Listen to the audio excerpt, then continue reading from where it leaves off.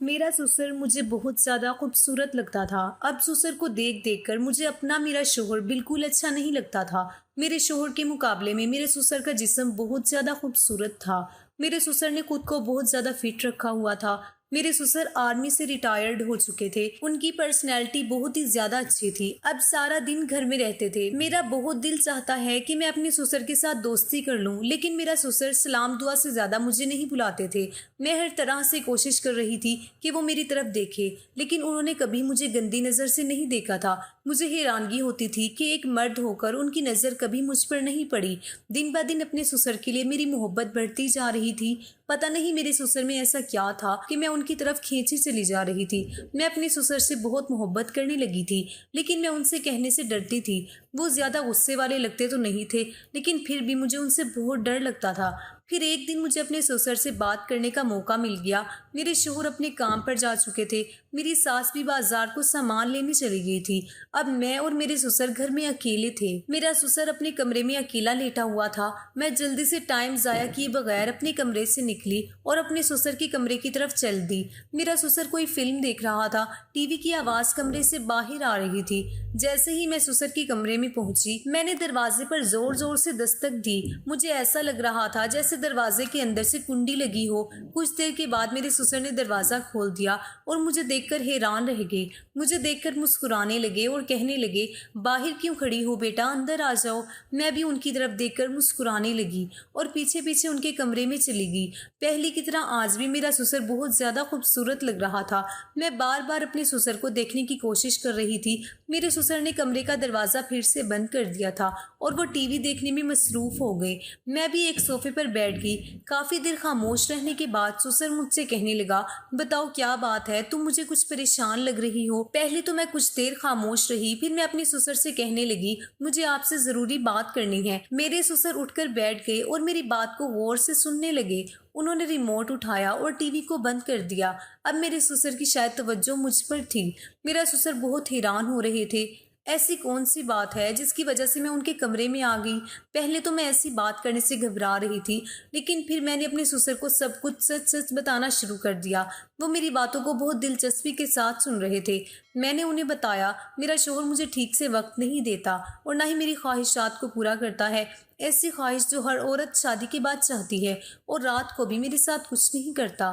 جیسے ہی کام سے آتا ہے آ کر سو جاتا ہے۔ میں اس طرح سے اس کے ساتھ زندگی بسر نہیں کر سکتی۔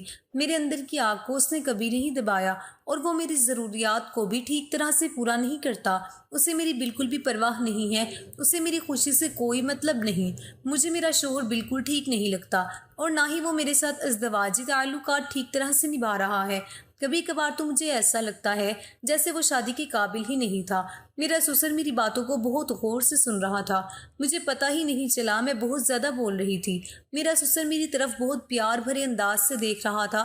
وہ میری ایسی باتیں سن رہا تھا اور بہت زیادہ حیران ہو رہا تھا۔ اسے اپنے بیٹے کی ان حرکتوں پر بہت شرم آ رہی تھی۔ میرا سسر میری طرف پیار سے دیکھنے لگا اور پھر وہ مجھے کہنے لگا، مجھے تو اس بات کے بارے میں بالکل اندازہ نہیں تھا اور نہ ہی مجھے کبھی کسی نے بتایا تھا۔ تم نے بھی تو پہلے کبھی اس بارے میں ذکر نہیں کیا تھا۔ تمہاری ساس نے بھی کبھی مجھے اس کے بارے میں نہیں بتایا تھا۔ آج پہلی مرتبہ میں یہ بات تم سے سن رہا ہوں۔ میں بھی ان حالات سے تھک گئی تھی، اس لیے میں نے اپنے سسر کو سب کچھ بتا دیا۔ میں نے یہ بھی بتایا کہ میرے شوہر نے کبھی میرے ساتھ کچھ نہیں کیا۔ مسئلہ صرف اس بات کا نہیں تھا کہ وہ میری خواہش پوری نہیں کر سکتا۔ مسئلہ تو یہ تھا، جب میں اس سے اپنی خواہش کو پورا کرنے کا کہتی تو مجھے آگے سے بہت زیادہ ڈانٹتا تھا۔ کبھی کبھار تو میرے اوپر ہاتھ بھی اٹھا دیتا تھا۔ میری ایسی باتیں سنتے ہی میرے سسر کو مجھ پر ترس آنے لگا۔ انہوں نے بہت پیار سے میرے سر پر ہاتھ پھیرا اور کہنے لگے، تم پریشان مت ہو۔ پھر انہوں نے مجھے اپنے گلے سے لگا لیا۔ آج پہلی مرتبہ مجھے بہت خوشی ہو رہی تھی۔ میرا سسر مجھ سے اتنا زیادہ پیار کر رہا تھا۔ اپنے سسر کو بہت پیار بھری نظروں سے دیکھ رہی تھی۔ ابھی میں ان کی طرف دیکھ ہی رہی تھی کہ میرا سسر مجھ سے کہنے لگا، میں ابھی اسی بات کا کوئی نہ کوئی حل نکال دیتا ہوں۔ میں اپنے سسر کی بات سوچنے لگی اور پھر ان سے پوچھنے لگی، آپ اس بات کا کیا حل نکالیں گے؟ پتہ نہیں آپ اس بات کا حل کب نکالیں گے۔ میں اور مزید برداشت نہیں کر سکتی۔ اگر وہ میری خواہش کو پورا نہیں کر سکتا تو اس سے کہیں کہ مجھے طلاق دے دے، میں کسی اور کے ساتھ شادی کر لوں گی۔ میرا سسر مجھ سے کہنے لگا، دیکھو بیٹا ایسی باتیں نہیں کرتے۔ پھر وہ کچھ دیر سوچنے لگے۔ کافی دیر سوچنے کے بعد وہ مجھ سے کہنے لگے، دیکھو بیٹا میرے پاس ایک ہی حل ہے اس بات کا جس سے تمہاری ہر ضرورت پوری ہو سکتی ہے اور میں تمہاری ہر خواہش کو پورا کر سکتا ہوں۔ میں برسوں سے پیاسی تھی اور یہی چاہتی تھی کہ کوئی مزید ضروریات کو پورا کریں۔ میں نے اپنے سسر سے کہا کہ ٹھیک ہے، اگر آپ میری ضروریات اور خواہشات کو پورا کر سکتے ہیں تو ٹھیک ہے، آپ کر دیں، مجھے اس بات سے کوئی اعتراض نہیں ہوگا۔ میرے سسر اس بات پر بہت زیادہ خوش ہو گئے، میرے دونوں ہاتھوں کو اپنے ہاتھوں میں تھام لیا اور کہنے لگے، تمہیں پریشان ہونے کی بالکل ضرورت نہیں، میں ہوں نا تمہاری ہر خواہش پوری کرنے کے لیے۔ میں برسوں سے ہی اپنے سسر سے دوستی کرنا چاہتی تھی اور میں آج اپنے مقصد میں بالکل کامیاب ہو چکی تھی۔ میرے سسر مجھ سے کہنے لگے، دیکھو یہ بات بہت زیادہ بری ہے، اس بات کے بارے میں تم کبھی کسی سے ذکر مت کرنا اور بات تمہارے اور میرے درمیان رہنی چاہیے، ورنہ تمہیں اور مجھے بہت زیادہ ذلت کا سامنا کرنا پڑے گا۔ میں نے اپنے سسر سے وعدہ کیا کہ میں یہ بات کسی سے کبھی نہیں کہوں گی اور نہ ہی اس بات کے بارے میں کسی کو کچھ پتہ چلنے دوں گی۔ میرے سسر کو مجھ پر اعتماد ہو چکا تھا، وہ مجھ پر ایک دم سے ٹوٹ پڑے، ایسا لگ رہا تھا جیسے وہ بھی برسوں کے پیاسے ہیں۔ مجھے اپنے سسر پر بالکل یقین نہیں آ رہا تھا کہ وہ اس عمر میں بھی اتنا اچھا کام کر سکیں گے۔ میرے سسر میری ہر طرح سے خواہشات کو پورا کر رہے تھے، وہ میری مرضی کے مطابق سب کچھ کر رہے تھے، جیسے میں کہتی وہ ویسے ہی کرتے جا رہے تھے۔ میرے سسر نے آخری دم تک میرا ساتھ دیا، یہاں تک کہ اب میری ہر خواہش پوری ہو چکی تھی۔ میرے سسر نے میری سوچ سے بڑھ کر سب کام کر دیا تھا۔ میں اپنے سسر سے کہہ رہی تھی، بس مجھے اب اور نہیں چاہیے۔ میرے سسر نے بھی بالکل ضد نہیں کی اور کہا، ٹھیک ہے، اگر تم کہتی ہو تو میں بس کر دیتا ہوں۔ مجھے بہت زیادہ خوشی مل چکی تھی، زندگی میں پہلی بار میں آج بہت زیادہ خوش تھی، مجھے بہت زیادہ سکون مل گیا تھا۔ میں نے اپنے سسر کا بہت زیادہ شکریہ ادا کیا۔ آج میں اپنے سسر کی وجہ سے بہت زیادہ خوش تھی۔ میرے سسر بھی میرے ساتھ بہت زیادہ فرینک ہو چکے تھے۔ اب جب کبھی بھی مجھے کسی بھی چیز کی ضرورت ہوتی، میں اپنے سسر کے کمرے میں چلی جاتی تھی اور وہ میری ہر خواہش اور ضروریات کو پورا کر دیا کرتے تھے۔ میری ساری پریشانیاں اب مجھ سے بہت زیادہ دور جا چکی تھی۔ میرا شوہر مجھے اتنی زیادہ خوش دیکھ کر بہت زیادہ حیران ہونے لگا تھا، اس کو شک ہونے لگا تھا اور اس نے میرا باہر نکلنا بند کر دیا تھا، لیکن اسے کیا پتا تھا میری ہر خواہشات اور میری ضروریات گھر میں ہی پوری ہو جاتی تھی۔ اب میں بہت زیادہ خوشی سے زندگی گزارنے لگی تھی۔ اس دن رات کے 12 بج رہے تھے، میرا شوہر کہیں باہر گیا ہوا تھا، مجھے کمرے میں اکیلے نیند نہیں آ رہی تھی کیونکہ ایک تو میں اکیلی تھی، اوپر سے میرے دماغ میں میرے سسر اور ساس کے عجیب کارنامے گھوم رہے تھے۔ میں نے سوچا چلو سسر جی کے کمرے کی طرف چل کے دیکھتے ہیں، دیکھتی ہوں آج بھی وہ وہی سب کر رہے ہیں یا پھر سو گئے ہیں۔ میں دبے پاؤں سسر جی کے کمرے کی طرف آ گئی۔ تب میں نے جو سنا تو مجھے یقین نہیں ہوا۔ میرے سسر جی کے کمرے سے میری ساس کی مدہوش کرنے والی سسکیاں مجھے صاف صاف سنائی دے رہی تھی۔ میری ساس میرے سسر سے کہہ رہی تھی، اب بس بھی کرو، میں یہ سب اور زیادہ نہیں کر سکتی ہوں، تم بوڑھے ہو گئے ہو لیکن ابھی بھی تم یہ سب کرتے ہوئے تھکتے نہیں ہو۔ تب میرا سسر مسکرا جاتا ہے اور کہتا ہے، میں ابھی کہاں بوڑھا ہوا ہوں، ابھی تو جوان ہوں اور ساری رات میں تمہارے ساتھ یہ سب کر سکتا ہوں، تم ہی بڑی جلدی تھک جاتی ہو۔ تبھی میری ساس عجیب عجیب سی سسکیاں لیتے ہوئے کہتی ہے، اب میں بوڑھی ہو گئی ہوں، اب میری یہ سب کرنے کی عمر نہیں رہی ہے، تم مجھے ساری رات اتنا پریشان کرتے ہو جس سے سارا دن میرا بدن ٹوٹا رہتا ہے، اب بس بھی کرو، مجھے بخش دو، میں تمہارے سامنے ہاتھ جوڑتی ہوں، اب مجھے چھوڑ دو۔ تبھی میرا سسر کہتا ہے، تھوڑی دیر اور کر لو، پھر بعد میں دوسری پوزیشن میں یہ سب کرتے ہیں۔ میرے ساس سسر کی یہ سب باتیں سن کر میرے دل میں کچھ ہونے لگا تھا، لیکن میں بد نصیب تھی کیونکہ میرے شوہر کی مردانہ طاقت بہت کمزور تھی، کبھی بھی وہ مجھے وہ سکھ نہیں دے پایا جو سکھ میرے سسر بڑھاپے میں میری ساس کو دیا کرتے تھے۔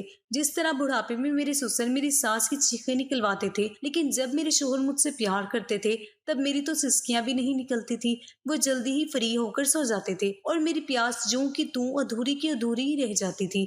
میں وہاں سے یہی سب سوچتے ہوئے اپنے کمرے میں آ گئی۔ بار بار میرے دماغ میں ایک ہی خیال آ رہا تھا کہ آخر میرے سسر جی ایسا کیا کھاتے ہیں جو بڑھاپے میں بھی ان کی مردانہ طاقت اتنی زبردست ہے کہ ساس کی چیخیں نکل جاتی ہیں۔ میں سسر جی کے اس راز کو جاننا چاہتی تھی، اس لیے میں نے سوچ لیا تھا اب کی بار کسی طرح میں رات کو ان کے کمرے میں چلی جاؤں گی اور چھپ کر ساس سسر کے یہ کارنامے دیکھوں گی، لیکن مجھے کیا پتا تھا میری ہی شامت آنے والی تھی۔ تبھی اچانک سے میرے کمرے کا دروازہ کھلتا ہے اور ایک انجان شخص میرے کمرے میں گھس جاتا ہے اور مجھے وہ دبوچ لیتا ہے۔ اس نے یہ سب اتنی جلدی سے کیا تھا کہ مجھے سنبھلنے کا موقع ہی نہیں ملا تھا اور پھر وہ آدمی میرے ساتھ زبردستی کرنے لگا۔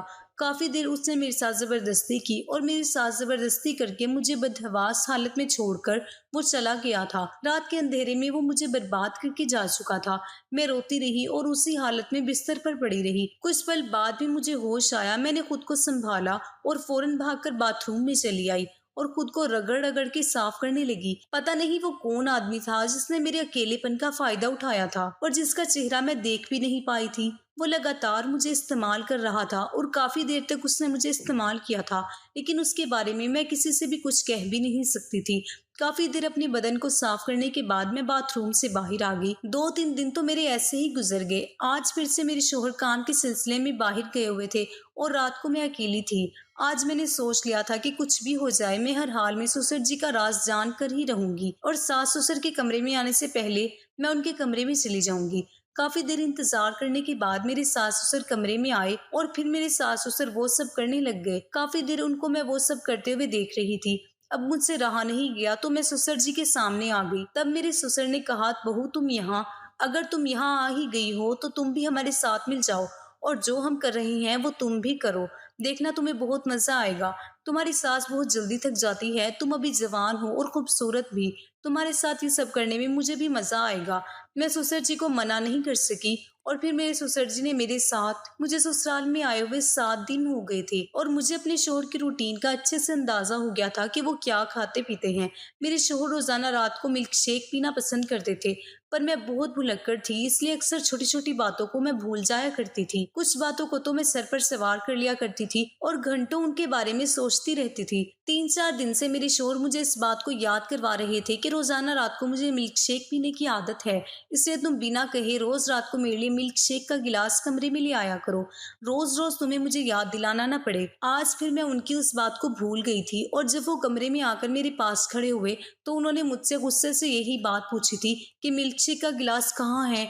मैं एकदम से हड़बड़ा गई और फौरन अपनी जगह से उठकर जब किचन में आई तो मेरी सास अपने कमरे में जा चुकी थी। जब मैं मिल्क शेक करके वापस आ रही थी तो ये देखकर सहम गई, क्योंकि मेरे ससुर के कमरे से मेरी सास की मदहोश कर देने वाली सिसकियों की आवाजें आ रही थी। मेरी सास बार बार एक ही बात कही जा रही थी कि अब बस भी करो, मैं थक गई हूँ, अब मुझ में हिम्मत नहीं है, तुम तो बहुत ताकतवर हो मगर मैं कमजोर हूँ। तभी मेरे ससुर की गुस्से भरी आवाज सुनाई दी। मेरे ससुर बोल रहे थे कि इसमें थकने वाली कौन सी बात है, अभी से तुम थक गई हो, चलो जल्दी से फिर से शुरू हो जाओ, इधर आ जाओ मेरे पास, अब की बार दूसरे तरीके से करते हैं, देखना इस बार बहुत मजा आएगा। ये सब सुनकर मैं हक्का बक्का होकर अपने कमरे में आ गई और जब मैं सोने के लिए लेटी तो मेरे जहन में यही बात गूंज रही थी कि मेरे ससुर तो देखने में हड्डी का ढांचा लगते हैं, मगर मैं नहीं जानती थी कि वो इस कदर ताकतवर थे कि इस उम्र में भी उन्होंने मेरी सास की चीखें निकाल दी थी। मैं भी ऐसा ही शोहर चाहती थी, मगर मेरा शोहर तो बहुत जल्दी थक जाता था। मैं उसी बारे में सोचते सोचते सो गई थी। सुबह जब मेरी आंख खुली तो मेरी सास रोज की तरह घर के काम काज कर रही थी और उनका मिजाज बिल्कुल सादा लग रहा था। उन्हें देखकर लगता ही नहीं था कि वो पूरी रात वो सब कर रही थी। आज दिन को जब मेरे ससुर घर में आए तो फौरन ही ससुर जी ने मेरी सास को कमरे में बुला लिया था। मैं अब खाना बना चुकी थी। मैं अपनी सास को खाने के लिए बुलाने के लिए उनके कमरे के पास गई तो जैसे ही मैं दरवाजे के पास पहुंची तो ये देखकर मैं हक्का बक्का रह गई थी कि रात वाला मंजर फिर से मेरी सास उसी की बात तकरार किए जा रही थी कि मैं थक गई हूँ, अब बस भी करो और मुझ पर थोड़ा रहम करो, अब इस उम्र में मुझ में हिम्मत नहीं है, अब मैं ये सब कुछ सह नहीं सकती हूँ। और मैं हैरान परेशान सी वापस आ गई थी और किचन में वापस आने के बाद मैं यही सोच रही थी कि आखिर मेरे ससुर ऐसा क्या खाते थे जो इस कदर ताकतवर थे। आधे घंटे के बाद मैं दोबारा से उनके कमरे में गई और दोबारा से वही सब आवाजें आ रही थी। अब तो मेरे पसीने छूट गए थे और मैं ये सब सोचने पर मजबूर हो गई थी कि ना जाने ऐसी कौन सी चीज का वो इस्तेमाल करते हैं जिसकी वजह से वो इतनी देर तक एक ही काम किए जा रहे थे और उन्हें थकने का एहसास तक भी नहीं हो रहा था। अब मैं दिल ही दिल में ये जानना चाहती थी कि मेरी सास उन्हें ऐसा क्या देती है कि वो इतनी देर तक थकते नहीं थे। मैं ये सब सोच ही रही थी। 20 मिनट के बाद मेरी सास खुद ही कमरे से बाहर आ गई थी। कमरे से बाहर आने के बाद उनका चेहरा नॉर्मल था, पर वो पूरी पसीने में भीगी हुई थी। मगर मेरी सास ने अपने दोनों हाथ अपनी कमर पर रखे हुए थे और कह रही थी कि ये कमर का दर्द भी ना जाने कब मेरी जान छोड़ेगा। ان کی یہ بات سن کر میں نے بڑی مشکل سے اپنی مسکراہٹ روکی تھی۔ میں انہیں کچھ کہتے کہتے رک گئی تھی۔ اب میں یہ جاننا چاہتی تھی کہ میری ساس میرے سسر جی کو ایسا کیا کھلاتی تھی جو ان کی طاقت اس حد تک بڑھ گئی تھی۔ ان پر نظر رکھنے کے باوجود بھی میں اس چیز تک نہیں پہنچ سکی تھی، کیونکہ میرا سارا دھیان ہر وقت ان کی طرف ہی ہوتا تھا۔ میرے شوہر اپنے باپ سے بہت الگ تھے، بہت جلدی تھک جاتے تھے، سونے کے لیے لیٹ جاتے تھے اور اکثر میں آدھی رات تک جاگتی رہتی تھی۔ ہر بار میں پیاسی ہی رہ جاتی تھی، اس لیے میں اپنے شوہر کے پیار کے لیے ترستی رہتی تھی۔ تبھی میرا دھیان اپنے ساس سسر کے کمرے کی طرف چلا جاتا تھا کہ ایک وہ بھی تو تھے جو اس بڑھاپے میں بھی زندگی کے بھرپور مزے لے رہے تھے۔ میرے شوہر آج کی رات بھی میرے حساب سے جلدی سو گئے تھے، مگر میرے جذبات بری طرح سے مچل رہے تھے، میری خواہشیں ابھی بھی ادھوری تھیں۔ میں اپنے شوہر کی طرف سے اداس ہو کر سوچ رہی تھی کہ کاش میرے شوہر بھی میرے سسر کی طرح طاقتور مرد ہوتے تو آج میں بھی زندگی کو بھرپور طریقے سے جی رہی ہوتی۔ تب میرے ذہن میں میری ساس کی آوازیں آنے لگی تو میرا روم روم کھل اٹھتا، جب وہ سسر جی کو کہتی تھی کہ اب بس بھی کر دو، اب چھوڑ بھی دو، میری بس ہو گئی ہے۔ اور یہ بات یاد آتے ہی میرے دل کے ساغر میں زور زور سے لہریں اٹھنے لگ جاتی تھی۔ تبھی میرے دماغ میں یہ خیال آیا کہ کیوں نہ میں ان کے کمرے میں جھانک کر دیکھوں کہ وہ دونوں ایسا کیا کرتے ہیں اور میرے سسر ایسا کیا کھاتے ہیں جو ان کی طاقت طوفان تک پہنچی ہوئی ہے۔ اپنی ساس کی نگرانی کرنے پر مجھے کچھ بھی نہیں ملا تھا۔ تب میں سوچتی تھی کہ یقیناً وہ چیز انہوں نے اپنے کمرے میں چھپا کر رکھی ہوگی اور میں وہ چیز دیکھنا چاہتی تھی۔ اس وقت میرا دل ان دونوں کو دیکھنے کے لیے مچلنے لگا تھا کہ وہ دونوں کیا کر رہے ہوں گے۔ تبھی میں اپنی جگہ سے اٹھی اور ساس سسر کے کمرے کی باہر آ گئی۔ ان کے کمرے کی لائٹ ابھی بھی جل رہی تھی، اس کا مطلب تھا کہ وہ دونوں ابھی تک جاگ رہے تھے۔ تبھی کھڑکی کے باہر سے ان کی پھر سے آوازیں آنے لگی۔ میری ساس لگاتار میرے سسر سے کہہ رہی تھی کہ تم اس عمر میں بھی مجھے نہیں چھوڑ رہے ہو، جانتے ہو کہ اب مجھ میں اتنا دم نہیں رہا ہے۔ اور میرے سسر کا کہنا تھا کہ بس تھوڑی دیر اور برداشت کر لو، میں پھر تمہیں تنگ نہیں کروں گا۔ اور میری ساس پھر تھوڑی دیر کے لیے خاموش ہو گئی۔ میں نے کھڑکی سے جھانک کر اندر دیکھنے کی کوشش کی، مگر کھڑکی کے آگے انہوں نے پردہ لگا رکھا تھا، اس لیے صرف آواز ہی باہر آ رہی تھی، باہر سے کچھ بھی دکھائی نہیں دے رہا تھا۔ یہ دیکھ کر میرا دل مایوس ہو گیا تھا اور میں بوجھے دل سے اپنے کمرے میں واپس آ گئی۔ جیسے ہی میں اپنے بستر پر آ کر لیٹی تو میرے شوہر عجیب سے انداز میں بولے، یہ تم اس وقت کہاں سے آ رہی ہو؟ ان کا انداز مجھے حیران کر گیا تھا۔ میں نے ایک دم انہیں پلٹ کر دیکھا۔ میرے شوہر اپنی جگہ سے اٹھ بیٹھ گئے اور مجھے عجیب سی نظروں سے گھورتے ہوئے بولے کہ تم کیا سمجھ رہی تھی کہ میں سو رہا ہوں تو تم کچھ بھی کر لو گی اور مجھے پتہ نہیں چلے گا؟ ان کا انداز مجھے حیران و پریشان کر گیا تھا۔ میرے شوہر بولے، سچ سچ بتاؤ کہاں پر گئی تھی تم؟ میں اس سب سے ہڑبڑا کر رہ گئی تھی اور کہنے لگی کہ میری طبیعت خراب تھی، میرا دماغ پھٹ رہا تھا، اس لیے میں باہر صحن میں چلی گئی تھی، اور اس میں کیا برائی ہے؟ میں کانپتے لہجے میں بولی۔ تو ایک پل کے لیے میرے شوہر چپ ہو گئے اور پھر تھوڑے نرم ہو کر بولے کہ تمہیں کس نے کہا ہے کہ آدھی رات کو کمرے سے باہر نکل کر صحن میں جانے کی؟ اگر آگے سے طبیعت خراب ہو تو مجھے جگا دیا کرنا، اور آئندہ سے اکیلی کبھی بھی یوں رات کو کمرے سے باہر جانے کی ضرورت نہیں ہے۔ یہ کہہ کر وہ پھر سے نیند کی وادیوں میں کھو گئے تھے، یہ جانے بنا کہ میرے دل میں کیا طوفان مچل رہا تھا۔ میں ان کے ساتھ کے لیے ترس رہی تھی۔ وہ سمجھنے کو تیار ہی نہیں تھے کہ میں ابھی بھی پیاسی ہوں، اسی لیے یوں راتوں کو نیند نہیں آتی ہے۔ ہائے اللہ میری پھوٹی قسمت، مگر میں کر بھی کیا سکتی تھی؟ مجھ میں خود سے ان کے پاس جانے کی ہمت بھی نہیں تھی، اور نہ جانے کب میں نیند کی آغوش میں چلی گئی۔ میں اب ہر دن رات ان کی یہی آوازیں سنتی رہتی تھی جو میرے اندر آگ پیدا کرتی تھی، اور مجھے بھی کسی ایسے ہی مرد کی تلاش تھی جو میری چیخیں نکال کر رکھ دے۔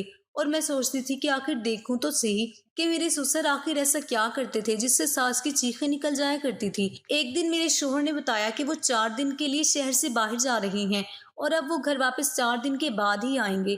جب انہوں نے مجھے یہ بات بتائی تو میرے دماغ میں ایک اچھا سا خیال آیا اور میں سوچنے لگی کہ کیوں نہ میں اس خیال پر عمل کروں۔ میں اس بارے میں جان سکتی ہوں کہ بند کمرے میں آخر ساس کے ساتھ کیا ہوتا ہے۔ میرے ساس سسر شام کو کھانے کے بعد گارڈن میں ٹہل رہے تھے اور ساتھ ایک دوسرے سے باتیں بھی کر رہے تھے۔ میں ان دونوں کو دیکھ کر حیران رہ گئی تھی۔ اتنا وقت ایک ساتھ گزارنے کے بعد بھی اس عمر میں بھی ان دونوں میں اتنی محبت تھی، اور چھوٹی موٹی سبھی باتیں وہ ایک دوسرے سے کرتے تھے۔ میری زندگی ان دونوں سے کافی الگ تھی۔ یہ لوگ عمر کے اس حصے میں پہنچ جانے کے باوجود بھی ابھی تک زندگی کو بھرپور طریقے سے جی رہے تھے، اور ہم دونوں تھے جو جلدی ہی فری ہو کر سو جاتے تھے۔ اس دن میں نے جلدی جلدی اپنے سارے کام ختم کیے اور پھر اپنی ساس کے کمرے میں جا کر چھپ گئی۔ میں ایسی جگہ پر بیٹھی تھی جہاں سے میں تو ان دونوں کو دیکھ سکتی تھی، مگر وہ دونوں مجھے نہیں دیکھ سکتے تھے۔ اور پھر رات کو وہ دونوں کمرے میں داخل ہوئے۔ مجھے نیند آ رہی تھی، مگر دونوں کو دیکھنے کی جستجو میں نے اپنی نیند کی قربانی دے دی۔ دیتی تھی۔ بہت دیر انتظار کرنے کے بعد آخرکار میرا انتظار ختم ہوا اور پھر جو منظر میری آنکھوں نے دیکھا، میرا پورا جسم پسینے میں بھیگ گیا تھا۔ میرے سسر جی میری ساس کو زور زور سے میرا نام مہک ہے، میرے خاندان میں میرے ماں باپ کے علاوہ میرا ایک چھوٹا بھائی تھا۔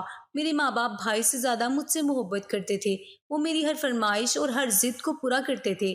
میں بچپن سے ہی خوددار اور ضدی قسم کی لڑکی تھی۔ اس وقت میں کالج میں پڑھتی تھی جب میری انم نام کی لڑکی کے ساتھ دوستی ہو گئی تھی۔ وہ بہت اچھی لڑکی تھی، وہ مجھ سے بہت پیار کرتی تھی۔ مجھے اس کی سب سے اچھی بات یہ لگتی تھی کہ وہ اچھی شخصیت کی مالک تھی، اور جب وہ میرے حسن کی خوبصورتی کی تعریف کرتی تو یہ دیکھ کر میں خوشی سے جھوم اٹھتی تھی۔ کالج میں طرح طرح کی لڑکیاں تھیں اور ہمیں بہت سے نظارے دیکھنے کو ملتے تھے، جن میں کچھ ایسے بھی ہوتے تھے جو مجھ کو نظریں چرانے پر مجبور کر دیتے تھے۔ زیادہ تر لڑکیوں کے بوائے فرینڈز ہوتے تھے، اور جب وہ لڑکیاں اپنے بوائے فرینڈز کے ساتھ جھاڑیوں کے پیچھے وہ سب کرتی تھی، ایک دوسرے کے ہاتھوں میں ہاتھ ڈال کر گھومتی تھی، تو یہ دیکھ کر میرے جذبات بھی ابھرنے لگتے تھے، اور میں بھی ان لڑکیوں کو دیکھ کر دل میں سوچتی تھی کہ دیکھنے میں تو وہ لڑکیاں بالکل معمولی شکل و صورت کی تھی، مگر ان کے بوائے فرینڈز ان سے کتنی محبت کرتے تھے۔ میں بھی کسی سے کم نہیں تھی۔ مجھ سے بھی کئی لڑکوں نے اپنے پیار کا اظہار کیا تھا، مگر میں کسی کو بھی گھاس نہیں ڈالتی تھی۔ میرے ماں باپ نے مجھے بہت زیادہ لاڈ پیار دینے کے باوجود بھی مجھے ان سب معاملے میں آزادی نہیں دی تھی۔ انہیں لڑکیوں کا لڑکے سے دوستی کرنا، بات چیت کرنا بہت برا لگتا تھا۔ ہمارے محلے میں یہ بات عام تھی، مگر اس کے باوجود بھی میرے ماں باپ یہ سب دیکھ کر غصہ کرتے تھے۔ میری کلاس میں ایک لڑکا تھا جو مجھ پر بری طرح سے مرتا تھا۔ وہ میرے آگے پیچھے پھرتا رہتا تھا، مجھ سے بات کرنے کے بہانے ڈھونڈتا پھرتا تھا، مگر میں اس کی شکل تک دیکھتی نہیں تھی، اور مجھے ایسے لوگ بالکل بھی پسند نہیں تھے۔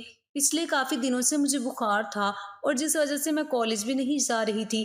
میری غیر موجودگی کی وجہ سے پریشان ہو کر وہ لڑکا گھر تک چلا آیا، تو یہ بات میرے ماں باپ کو بہت بری لگی تھی۔ جب میں ٹھیک ہو کر کالج گئی تو اس لڑکے نے مجھے روک لیا اور اپنے پیار کا اظہار کرنے لگا۔ وہ مجھ سے کہنے لگا، مہک میں تمہیں بہت چاہتا ہوں۔ جب میں نے اس سے منع کر دیا تو اس نے میرا ہاتھ پکڑ لیا۔ اس کا ہاتھ پکڑنا مجھے اچھا نہیں لگا، اور میں نے اسے ایک کس کر تھپڑ مار دیا، اور میں وہاں سے گھر کو آ گئی۔ اب وہ لڑکا روز میرے گھر کے پاس گھومتا رہتا تھا، مجھ سے بات کرنے کی کوشش کرتا رہتا تھا، پر میں اس سے بات نہیں کرتی تھی۔ 2 دن اس نے بہت ضد کی کہ بس ایک بار مجھ سے بات کر لو۔ اس نے مجھے ملنے کو بلایا تھا۔ جب میں وہاں گئی تو اس نے پھر سے مجھ سے اپنے پیار کا اظہار کیا۔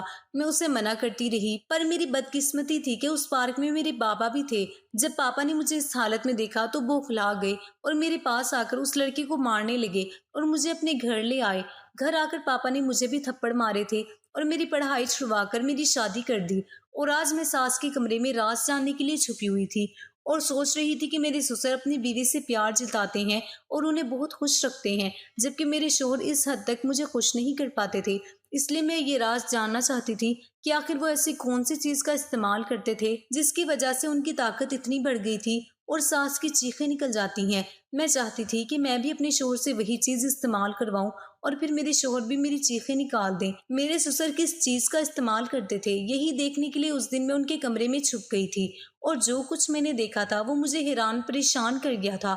کتنی دیر تک میں بالکنی سے ان دونوں کو وہ سب کرتے دیکھ رہی، اور پھر بے خودی کے عالم میں اپنی جگہ سے اٹھ کھڑی ہوئی اور پھر ان دونوں کے ساتھ مل کر وہ سب کرنے لگی تھی۔ پہلے تو ان دونوں نے مجھے حیرت کی نظر سے دیکھا، انہیں یقین نہیں آ رہا تھا کہ اس وقت میں ان کے کمرے میں کیسے اور کیوں موجود تھی، لیکن پتہ نہیں وہ کہاں چلے گئے تھے، جبکہ وہ آدمی مجھے برباد کر کے جا چکا تھا۔ میں روتی رہی اور اسی حالت میں بستر پر پڑی رہی، میرا جسم تھر تھر کانپ رہا تھا۔ کچھ پل بعد مجھے ہوش آیا تو میں بھاگ کر باتھ روم میں بند ہو گئی اور خود کو رگڑ رگڑ کے صاف کرنے لگی۔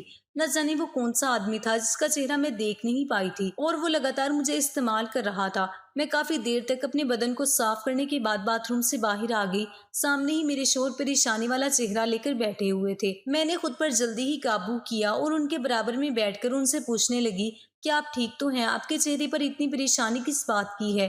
میرا شوہر کہنے لگا، نہ جانے اسے کیا ہو گیا ہے، مجھے سمجھ نہیں آ رہا ہے۔ وہ رات تک تو بالکل ٹھیک تھا، آج اس کی حالت اچانک اتنی زیادہ خراب ہوگی کہ وہ بالکل بھی ہوش میں نہیں آ رہا تھا۔ یہ بات سن کر میرے دماغ میں عجیب عجیب سے خیال آ رہے تھے۔ میرا شوہر پہلی رات کو جب گیا تھا تب ان کے دوست کا ایکسیڈنٹ ہو گیا تھا، اور آج اچانک اس کے دوست کی طبیعت خراب ہونا۔ مجھے ان سب چیزوں کے پیچھے ایک ہی آدمی کا ہاتھ لگ رہا تھا، اور وہ وہی آدمی تھا جو میرے شوہر کی غیر موجودگی میں میرے پاس آتا تھا۔ میں بالکل خاموش تھی، اور میری طرف دیکھ کر کہنے لگا، اگر ماں باپ کی یاد زیادہ آ رہی ہے تو میں تمہیں گھر لے چلتا ہوں، लेकिन मैंने सर नाम ही हिला दिया था और आंखें बंद करके अपना सर अपने शोहर के कंधे पर रख दिया। मेरा दिल बहुत बुरी तरह से रो रहा था। मुझे अपने आप पर बहुत तरस आ रहा था कि मैं कहाँ फंस गई हूँ। शादी से पहले मेरी जिंदगी कितनी अच्छी थी और अब मेरी जिंदगी तबाह हो गई थी। काफी दिन हो गए थे मुझे अपने माँ बाप से भी मिले हुए। मुझे उनकी बहुत ज्यादा याद आती थी, अपनी सहेलियों की, अपने घर की, सब कुछ मुझे बहुत याद आता था। मुझे अपने शोहर की बाहों में इतना सुकून मिला जैसे मैं तमाम परेशानियों और बोझ से आजाद हो चुकी थी। अगले दिन भी मेरे शोहर घर पर नहीं थे और फिर से मेरा इरादा हुआ कि मैं अपने सास ससुर के कमरे में रात गुजारूं। शायद मेरी सास को इस बात का अंदाजा हो गया था, तभी वो मुझे गुस्से से कहने लगी कि अगर आज रात तुम हमारे कमरे में आई तो मुझसे बुरा कोई नहीं होगा। मैं अपनी सास को लेकर परेशान हो गई। मैंने कहा, माँ जी, आपको आखिर किस बात पर एतराज है, जबकि ससुर जी को और मुझे इस बात पर कोई एतराज नहीं है, तो आप मुझे ससुर जी के साथ वो काम करने से क्यों रोक रही हो। उसी दौरान मेरे ससुर भी वहां पर आ गए और जब हम दोनों को बात करते देखा तो वो हमारे पास आकर खड़े हो गए और सवालिया नजरों से मेरी तरफ देखने लगे। तब मैंने उन्हें दबे लफ्जों में कहा कि माँ जी, मुझे रात को आपके कमरे में आने से मना कर रही हैं। ये सुनते ही मेरे ससुर जी को बहुत गुस्सा आया और वो सुर्ख लाल आंखों के साथ सास को देखते हुए बोले कि तुम्हें बहू को मना नहीं करना चाहिए, उसका भी मुझ पर इतना ही हक है जितना कि तुम लोगों का मुझ पर, और तुम इसे मना कर रही हो। जो काम तुम खुद नहीं कर सकती तुम इसे तो करने दे सकती हो ना। उसके जाने के बाद मेरी सास कहने लगी कि अगर तुम आज हमारे कमरे में आई तो मैं तुम्हारे शोहर को तुम्हारे खिलाफ भड़का दूंगी। ये सुनकर मैं परेशान हो गई। अगर वो मेरे शोहर को मेरे खिलाफ भड़का देंगी तो वो मुझ पर गुस्सा करेंगे और उनका गुस्सा बर्दाश्त करना मेरे लिए फिर नामुमकिन था। मुझे अंदाजा था कि मेरे शोहर एक शक्की मिजाज के इंसान थे। उनके जहन में जब कोई बात आ जाती थी तो उसको निकालना आसान नहीं होता है। मुझे आज भी वो दिन याद था जब शुरुआत के दिनों में मैं एक बार कमरे से बाहर चली गई थी तो वो मुझे किस कदर गुस्से से बोले थे। उनकी आंखों में शक देखकर मैं डर गई थी और अगर मेरी सास ने भी उन्हें कुछ ऐसा वैसा कह दिया तो मैं फिर कुछ भी नहीं कर सकती थी। वो तो अपनी माँ की ही बात सुनेंगे, उन्हें ही वो सच्चा करार देंगे। तभी मैंने सोच लिया कि मैं अपनी सास की बात मानूंगी, उनके साथ मिलकर रहूंगी, उन्हें गुस्सा नहीं दिलवाऊंगी, जिससे वो मेरे शोहर को मेरे खिलाफ करने की कोशिश ना करे। ये सोचकर मैं खाना खाने के बाद जल्दी ही अपने कमरे में आकर लेट गई। मेरा दिल बहुत चाह रहा था कि मैं ससुर के कमरे में जाऊं और उनके साथ वो सब करूं। जैसा मैंने कल सुकून हासिल किया था वैसा ही सुकून मैं आज भी हासिल करना चाहती थी। मगर फिर जब मुझे अपनी सास का रवैया याद आया तो मैं डर गई और मैं अपने मन को मारकर जैसे ही सोने लगी तभी दरवाजे पर दस्तक हुई। मैंने दरवाजा खोला तो सामने मेरे ससुर खड़े थे। वो मुझे हैरान नजरों से देखते हुए बोले कि तुम आज मेरे कमरे में आने वाली थी ना, अभी तक तुम आई क्यों नहीं। उनकी बात सुनकर मैं सोच में पड़ गई और कहने लगी कि बस आज मेरी तबीयत ठीक नहीं है। मेरे ससुर मुझे कुछ देर खामोश मेरी नजरों से देखते रहे, फिर कहने लगे कि मैं जानता हूँ कि तुम क्यों इनकार कर रही हो। मैंने उनके चेहरे की तरफ सवालिया नजरों से देखा तो वो कहने लगे कि तुम शायद अपनी सास की वजह से ये सब कह रही हो, तुम अपनी सास के डर की वजह से मना कर रही हो ना। फिक्र मत करो, वो तुम्हें कुछ भी नहीं कहेंगी, मैंने उसे समझा लिया है। अब तुम जल्दी से आओ, मैं तुम्हारा इंतजार कर रहा हूँ। उनकी बात सुनकर मैं बहुत खुश हुई। सुकून की एक लहर मेरे वजूद में फिर से उतर गई थी। तभी मैं फिर उनके कमरे में आ गई और वो दोनों वही काम कर रहे थे जो काम मैं भी करना चाहती थी। मैं भी फिर उनके साथ शामिल हो गई। आज तो मेरी सास कल से भी ज्यादा जल्दी थक गई थी। थोड़ी ही देर गुजरी थी कि सास कांपने लग गई थी और मेरे ससुर को कहने लगी कि आज मेरी तबीयत ठीक नहीं है, आज मैं ये सब नहीं कर सकती। तभी मेरे ससुर कहने लगे कि तुम्हारे साथ मसला क्या है, दिन ब दिन तुम बहुत ही कम वक्त देने लगी हो और जल्दी ही तुम थक जाती हो। फौरन यहाँ पर आओ और अब अगर तुम अपनी जगह से उठी तो मुझसे बुरा कोई नहीं होगा। और फिर मेरी सास हम दोनों के साथ शामिल हो गई। काफी देर तक हम उसी काम में बिजी रहे। कुछ देर बाद मेरी सास फिर से एक तरफ हो गई और कहने लगी कि अब मेरी बस हो गई है, अब मुझ में और हिम्मत नहीं है। उसके बाद हम दोनों ही वो काम करते रहे और फिर काफी देर के बाद जब मैं थक कर चूर हो गई तो मेरे ससुर खुद ही मुझे कहने लगे कि अब तुम भी चली जाओ, तुम बहुत थक गई हो। और जैसे ही मैं अपने बेड पर आकर लेटी तो नींद की वादियों में चली गई थी। मैं यही सोचते सोचते सो गई थी कि आज तो मुझे कल से ज्यादा सुकून हासिल हुआ है। आज मेरे शोहर को वापस आ जाना था। मैंने उनकी पसंद के रंग के कपड़े पहने हुए थे, अच्छा सा मेकअप किया और अच्छा सा परफ्यूम लगाकर उनके वापस आने का इंतजार करने लगी। तभी उनकी कॉल आई कि वो आज भी वापस नहीं आ सकते, आज भी वहीं पर रहेंगे। ये सुनकर मैं उदास हो गई थी। मैंने तो उनके लिए कितनी सारी तैयारियां की थी। आज रात के लिए मैंने क्या कुछ नहीं सोचा था। मेरे सारे अरमान मिट्टी में मिल गए थे। तभी अचानक से किसी के दरवाजे पर दस्तक हुई। जब मैंने दरवाजा खोला तो सामने मेरे ससुर खड़े थे। उनकी नज़र मेरे ऊपर पड़ी तो वो अजीब अंदाज में मुझे देखते हुए कहने लगे, बहू आज तुम बहुत खूबसूरत लग रही हो। उनके मुंह से अपनी तारीफ सुनकर मैं शर्मा गई। तभी वो कहने लगे, बहू अब फौरन से कमरे में आ जाओ, मैं तुम्हारा इंतजार कर रहा हूँ। मैं उनके कमरे में आ गई और फिर से हम तीनों मिलकर वो सब करने लगे थे। अब मेरा दिल कर रहा था कि मैं रोज रोज ही सर जी के कमरे में ये काम करूं।